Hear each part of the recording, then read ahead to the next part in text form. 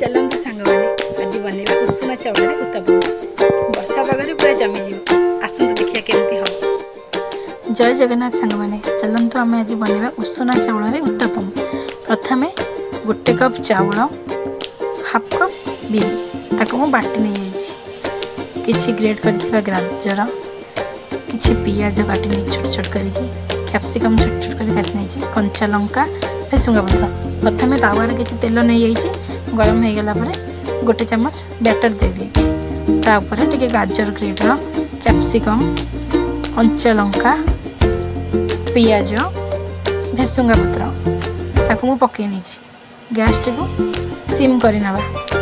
3-4 minute छाड़ीदे तापर नौटे नवा एमती करके मु पिठा सब कर आपण एमती उषुना चाउल थे बन खातु